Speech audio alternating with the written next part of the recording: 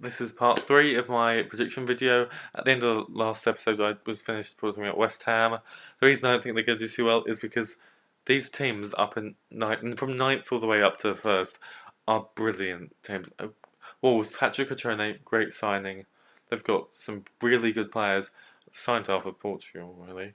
But still, I put them lower than they have last season because I reckon two teams above them are going to improved more and will do better than, obviously, I put them above.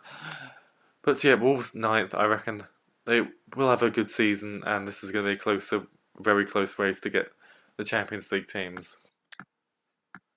Right, next into eighth, I put Leicester. Originally, when I did this, I put Leicester in seventh, but I switched them with the team above them. But so Leicester, okay, they've signed Ozzy Perez, great steal, and they've got Yuri Tillman apparently, and a whole season under Brendan Rodgers will be good. They've got some very. Jamie Vardy is a good. Jamie Vardy and Ozzy Perez, good player up front in a great team, make a good team. With James Maddison as well, I'm not just saying that he's great because he used to play for Norwich, but he did, so yeah. Brendan Rodgers is a good. They've got some good youth players. The reason they're going to get into the top six this year, they've still got very young players. I reckon they can do that over the next couple of seasons. But eighth, I think, would be good for them.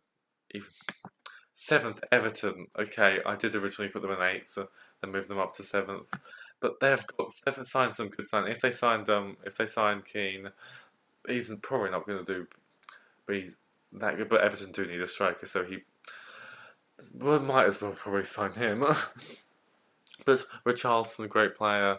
They have lost Idrissa Gana Gueye, but that is a big miss. So yeah, they still do have a good squad and could almost crack that top six, but still probably won't because the teams in the top six are miles better and miles richer. Despite Everton haven't spent as much as they have in the past couple of years, but they did get Andrew Gomez permanently, and yeah, they've made a couple of other deals, but they need to sign a proper striker who can score lots of goals, who's like proven as good striker. Since Lukaku left, they really haven't been that good in striking. I know Richarlison's played there, but he's really not a striker, is he? He's a midfielder.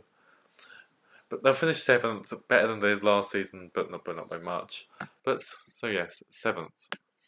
Okay, in sixth, I put Chelsea.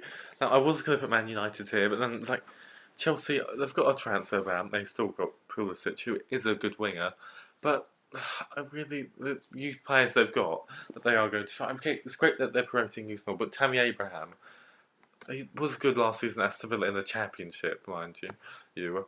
But then in the Premier League a couple of seasons ago with Swansea, he was dreadful. And Frank Lampard, one season finishing sixth at Derby, isn't really good enough. And they've got the pressure of Champions League football this year. And I really don't think they're going to get Champions League football again this year, unless they win the Champions League, which is highly unlikely. They do have some good players. Giroud is a good striker. They have lost Hazard though, but they've got Pulisic, yeah, and he's quite good. But it will take him a while to adjust to the Premier League, probably. Like, I mean, Kante is a good midfielder. They've got a all right back four, but they're really not as. I think that the other teams in the top six are going to do better, and especially they can actually sign players, unlike Chelsea. Okay, and fifth, I put Manchester United. Now, there are many issues at Man United currently. Now, looking back on it, they probably regret giving Solskjaer the job permanently after a couple of good wins against Cardiff and PSG, who seemed to bottle it in the Champions League every year. By the end of the season, they were losing to Cardiff, but still, they have gone and got Wan-Bissaka, who because they needed a right back, so they signed a brilliant young right back in Wan-Bissaka. If Solskjaer can if Pogba stays, which is still a if, big if. But then they can. Then if Solskjaer can get him playing as well as he was at the beginning of his time in charge, then I reckon they can do better. They can get into the Champions League, but they probably won't.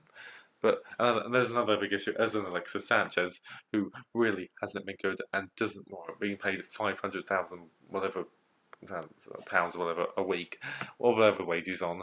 And if Lukaku leaves, they're going to need a striker.